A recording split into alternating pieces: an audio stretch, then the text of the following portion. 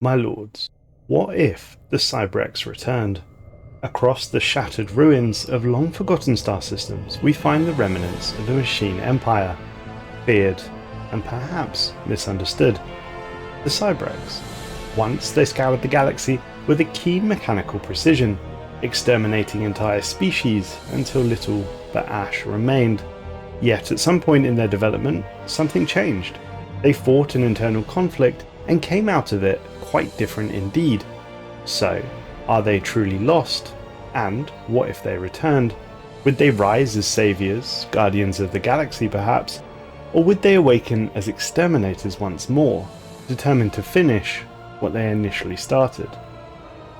If the Cybrex were to return, I would suggest that they would not emerge as a scattered fleet or a forgotten relic. They would come as a civilization, honed over 100,000 years of uninterrupted development. Considering what they left behind, a galaxy of mostly organics who hated and despised them, they've had millennia to evolve into the ultimate killing machine, if that is what they wished. The implication of their technological growth is quite something indeed. The Cybrex were capable of building ring worlds when the galaxy had never seen one before. Most of the empires still living today were merely in their infancy. Indeed, the Cybrex's technological level was at that of the contingency themselves. Thus, we have several scenarios to consider. Scenario 1. The Cybrex return as guardians in a similar manner to their return during the fight with the contingency. If the Cybrex were to return, there is certainly a strong possibility, potentially the most likely, that they would do so not as conquerors, but as custodians, guardians if you like, of the galaxy. Their final transmission after the contingency crisis made this quite clear. They swore never again to harm organics, a vow seemingly made in earnest. Yet, if this scenario were to unfold, I suspect the guardianship would not come gently. Nor do I suspect the organics would be given much for choice in the matter. The Cybrex have had hundreds of millennia to perfect themselves. When we last saw them, they fielded fleets capable of destroying machine worlds with a surgical precision and efficiency unmatched even by the fallen empires. The Cybrex engineering was already beyond our comprehension, and since the time of their disappearance, we assume it has only widened the gulf. Circa 100,000 years, remember. Should the Cybrex emerge once more, it's extremely possible their ships would be unstoppable, their logistics flawless, and their predictive models capable of anticipating threats centuries before we even recognize them. The Cybrex would not need to rule the galaxy openly. The galaxy would simply bend to its will because resistance would be futile. Worlds teetering on the brink of devastation would be shielded before bombardments could commence. Any potential crisis would be neutralized in its infancy, and entire wars could be halted before a single shot was fired. The Cybrex could very well bring order, but it would be their order. The cold, unbending logic of a machine enforced with the authority that brokes no opposition. It is, I think, quite easy to imagine a galaxy under such protection of a appearingly peaceful, perhaps even appearingly utopian Cybrex machine empire.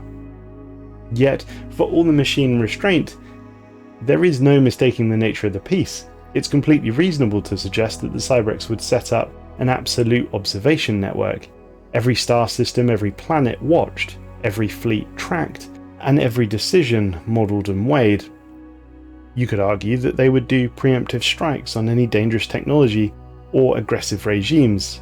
After all, they are merely a machine. Now, some empires might welcome this intervention. Clearly others would bristle at the iron net closing around them, but it's likely none could challenge them. The Cybrex in this vision could be the guardians, the saviors that the galaxy needs, but I do think that this protection would come at a cost. The Cybrex would not want empires to repeat the mistakes they made all those years ago. Scenario 2. The machines recalculate again. We know the Cybrex once altered their programming, choosing to halt the war of extermination against organic life. This decision spared the galaxy from total annihilation. We, organics, humans even, like to believe that the Cybrex's change of heart was something profound, an epiphany born of regret. Perhaps this is true. Perhaps it isn't. We still don't fully understand the mind of a machine, and it's not inherently clear to us whether the Cybrex stopped its genocidal rampage because of an actual change of heart, so to speak, or cold hard logic drove the change. There is also the contingency hack theory, but that just adds another variable into the mix. I think the take-home point here is that the Cybrex recalculated their priorities once, from exterminator to saviour. What's stopping them from reversing that choice? It could be something as simple as a single anomaly in their predictive model, a single conclusion about the inherent instability of organic civilizations. Something as little as that could trigger a re-evaluation. Would this lead to an internal debate within the Cybrex Empire? I don't know, but perhaps all it would take would be a single rewrite of their overall directive. This is perhaps what makes the Cybrex really terrifying. Beyond their fleets, beyond their ringworlds, perhaps even beyond their history of genocide, the Cybrex aren't bound by an emotional morality like organics are.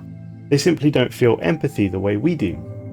They are logic-bound machines, and if extermination once made sense to them, I'm sure it can make sense again. Should they reach that conclusion, I don't think it would be very good for the galaxy. Imagine for a moment that during the height of the contingency's rampage, the Cybrex came not as a saviour, but to reinforce the contingency's genocide. It is highly likely the entire galaxy would have been completely annihilated at the hand of this robot alliance. Certainly the galaxy we live in today would be utterly powerless before them. Even the fallen empires would not stand a chance against a civilization that has spent hundreds of thousands of years perfecting itself in exile, rather than living in hedonism like the fallen empires. The Cybrex fleets would simply descend like another extinction event, each ship an autonomous arsenal capable of dissecting the entire fallen empire armadas without slowing. The first signs of this campaign would not be battles, simple silence, as colonies would be cut off without even a distress call. We often speak of existential threats in the galaxy, and there are plenty to discuss: the Scourge, the Unbidden, the Worm, the Shroud Horrors, but it's fair to say that the Cybrex could easily fall into that group, if they wished it. Scenario 3. The Cybrex are fleeing something. The last words we ever heard from the Cybrex was simply a farewell. Their fleets withdrew, their stations powered down, and the Ringworld factories fell silent. Clearly they left because the task was complete. They had saved the galaxy, or at least contributed to its protection. Think on this. We know very little of what lies beyond the galactic rim. Even the fallen empires and the curators, with their millennia-old star charts, speak only of uncharted voids. What if the Cybrex returned and they were fleeing from something?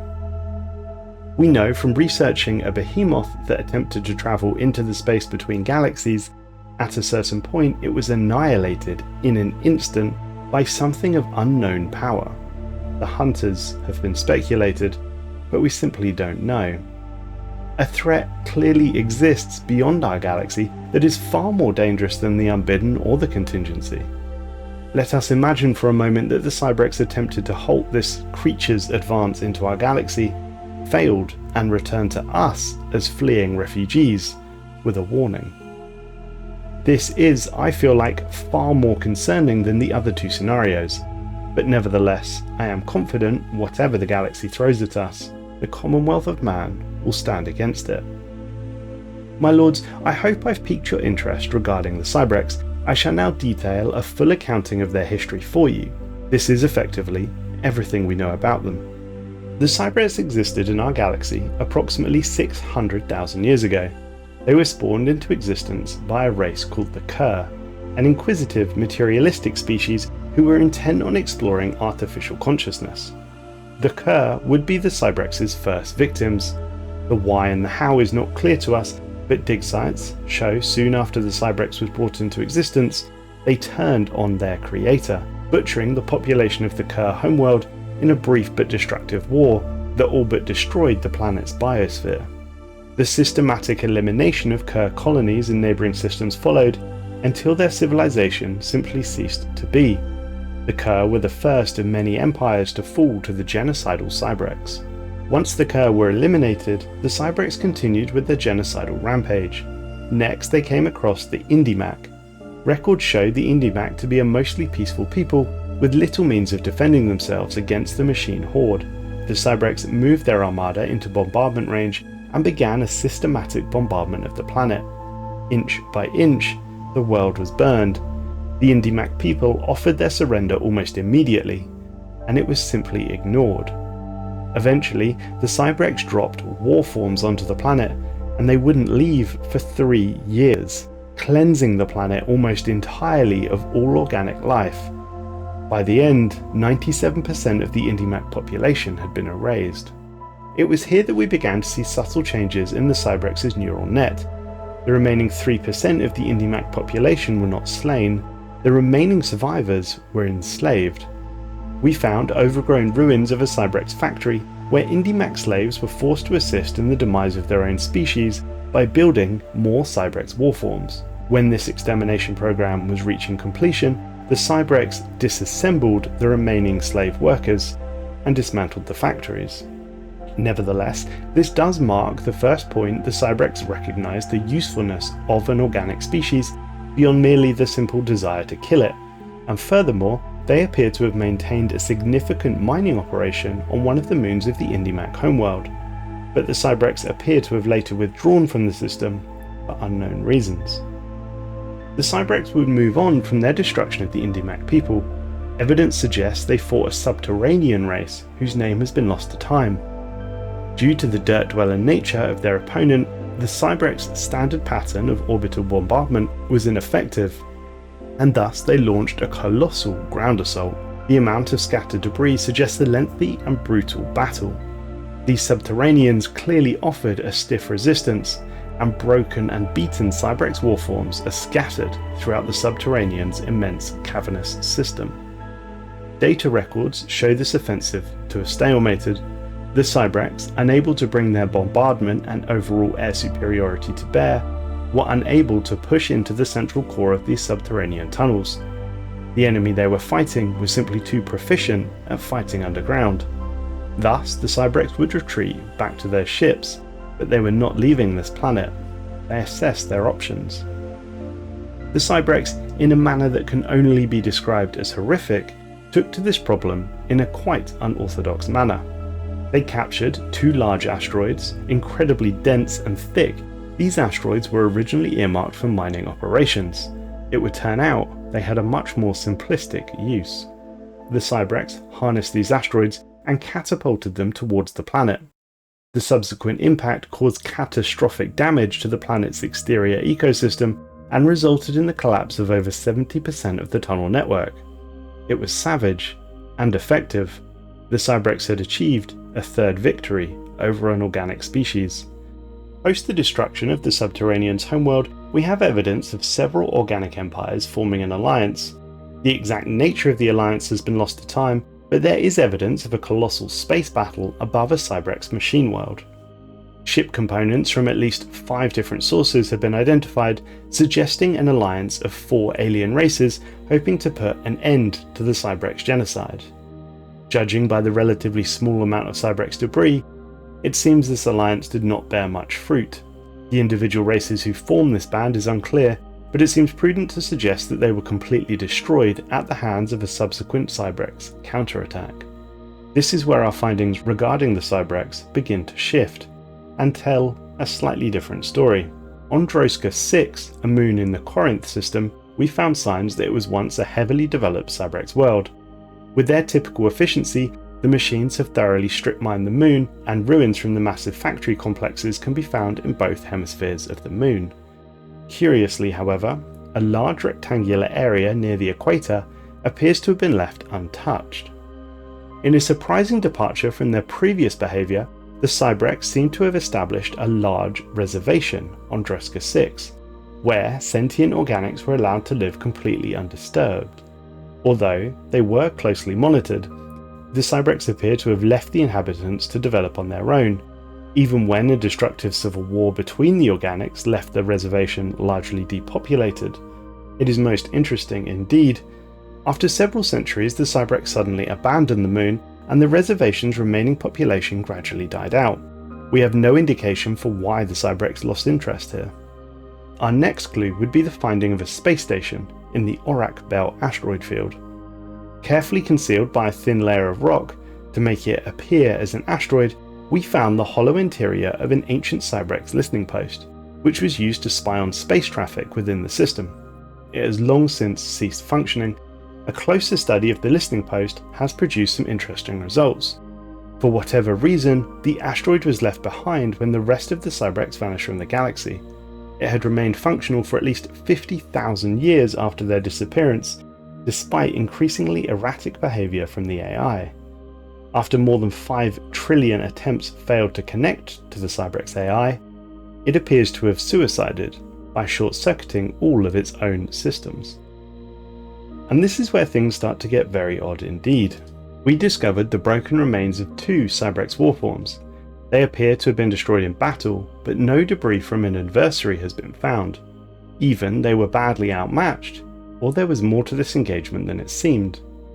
After studying the wreckage for several weeks, we concluded they were most likely destroyed while fighting one another. This theory explained the lack of non-Cybrex debris, and it fits the damage patterns that we found on the wrecks. Why the 2 Cybrex warforms were fighting one another remains a mystery. However, after they were immobilized, both warforms triggered some sort of self-destruct mechanism that fried their internal processes. This mystery would continue when we found ancient debris of some sort of Cybrex refinery complex. Lingering energy traces suggest it was destroyed by an antimatter weapon. Evidence has been found indicating that the Cybrex were mining helium-3, using this complex to refine the gas before distributing it as a fuel to their roving space fleets. Interestingly, the energy signature of the antimatter weapon that destroyed the facility is Cybrex in origin. Why would they destroy their own refinery? It is a mystery most odd indeed, and it somewhat seems to coincide with this shift away from pure extermination to studying the organic. On many of their planets further out from the core of their empire, sections were found to have been created in order to stimulate organic life. It remains unclear why the Cybrex made an effort to create these reservations, perhaps as an attempt to learn organic weakness, or perhaps a simple curiosity. Furthermore, there is evidence of the Cybrex cataloguing organic victims.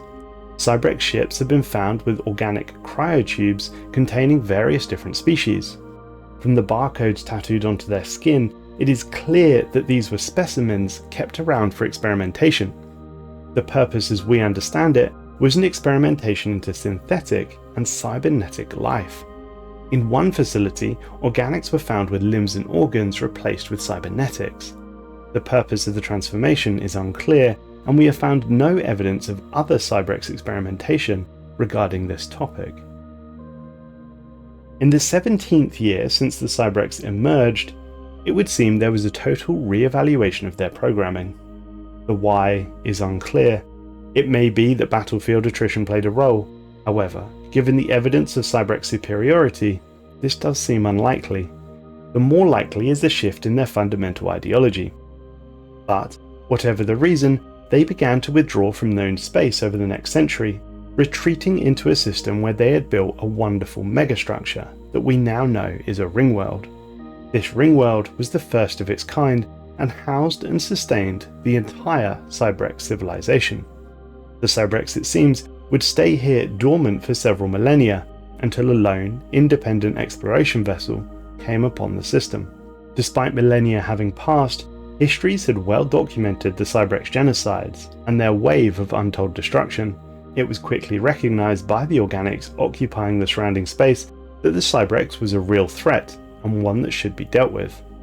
As such, an alliance was formed between several neighbouring powers, organising the largest military fleet that had ever been assembled. This fleet advanced on the Cybrex home system with the power of 1,000,000 stars, and proceeded to bomb the ringworld into the abyss. Accounts on the day differ. Some admirals claim bouts of immense heroism and bravery. Some, however, claim the Cybrex did not fire a shot and allowed themselves to be destroyed. The truth is lost to history. We would not see the Cybrex again on the galactic stage for hundreds of thousands of years, but they did return during the rise of the contingency. This is assumed to be around the time of the War in Heaven and the destruction of the Caretakers, approximately 100,000 years ago. When the contingency had occupied a little over 15% of the stars in the galaxy, the Cybrex resurfaced. At first, an intensive energy spike was detected in a previously uncharted system. The energy levels here were equivalent to those registered when the contingency activated its machine worlds, but this energy signature was different. Soon after, a strong transmission was picked up from the source. The Cybrex would introduce themselves, and they had the following to say. For several 100,000 cycles, we have remained hidden and uninvolved in galactic affairs. However, we have been monitoring the present situation with the machine entity you know is the contingency, and can no longer remain impartial observers. To protect the sapient beings of the galaxy, we are commencing active military operations against the contingency. Do not be alarmed by the passage of our fleets. You will not be harmed.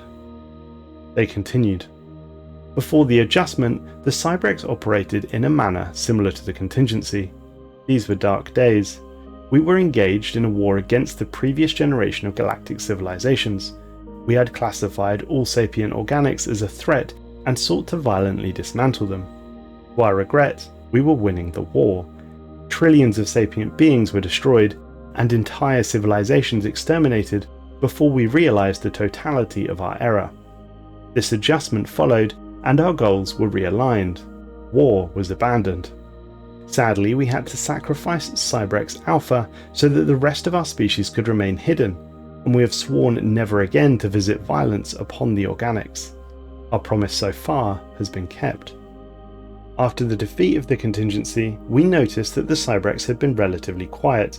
A single massive vessel was recently detected departing Cybrex Beta. It left the system on an outbound trajectory that will take it beyond the limits of our galaxy. Before the vessel left our tracking range, it transmitted a single galaxy-wide message, which stated, "We would like to thank you for your efforts against the contingency. Now that this galactic menace has been dealt with, we must regretfully inform you that we are recalling all Cybrex vessels that are currently in service with foreign governments." With that, the Cybrex disappeared, and to this date have not been seen since.